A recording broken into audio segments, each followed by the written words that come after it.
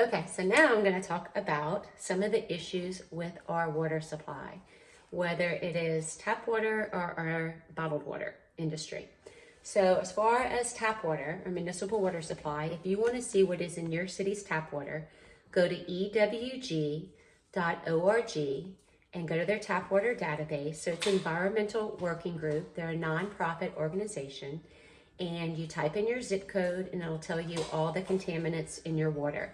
And then it will tell you how many of your contaminants exceed EWG's guidelines or recommendations. So our government has not updated their water standards in over 40 years.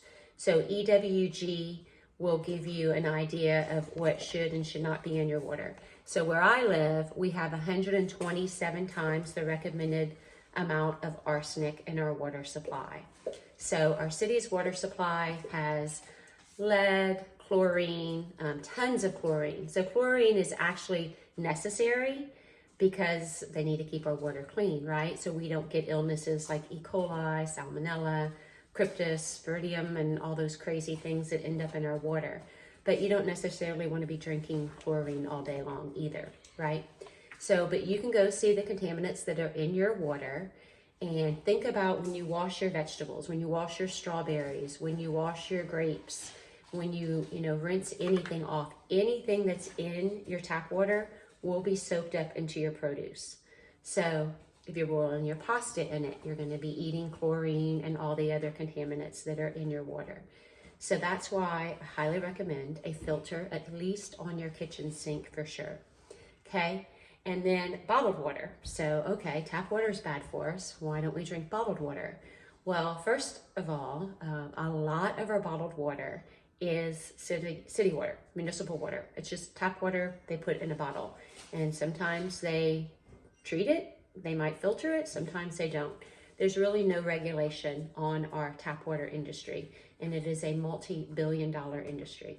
So if you go and research microplastics, you will see they end up in the bottled water. They are endocrine disruptors, and they have found microplastics now in 93% of people's blood that has been tested. So the biggest place we get microplastics is in bottled water. So they say the average American consumes about a credit card size worth of microplastics a week. And our body really can't process that, so it builds up over time. So we get microplastics from food wrappings and a variety of things, but a big place we get it, especially since the bottled water industry has gotten so big over the last several years, is from our bottled water. So think about it, that bottled water was bottled over a year ago, 2 years ago. It's been in a hot warehouse, it's been on a hot truck. If it is sitting at your local gas station, it's probably sitting in the sun. So the plastics break down even further and leach into your water. So not the healthiest thing to be putting into our body. So you think, we'll go to glass. So that's definitely a healthier option. So when I travel, if I don't bring my machine with me, I will try to find bottled water in glass, right? So I will definitely do that. But it's still not antioxidant, hydrogen-rich water, which is what I love about ionized water so much. But anyway, those are the main issues with our municipal water. Go to ewg.org, check out your city's water supply, and our bottled water. No regulation, microplastics. Really all it is municipal water put in a bottle. Sometimes it's filtered, sometimes it's not. And then, the big craze is alkaline water.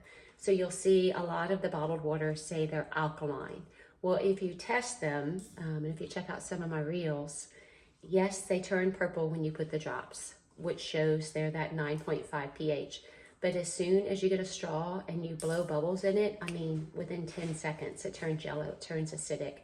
So they are made alkaline by adding sodium bicarbonate most of the time, baking soda.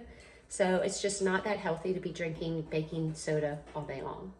So check it out. If you have any questions, let me know. And check out my next video to see what I think is the healthiest water we can drink. Thanks for listening.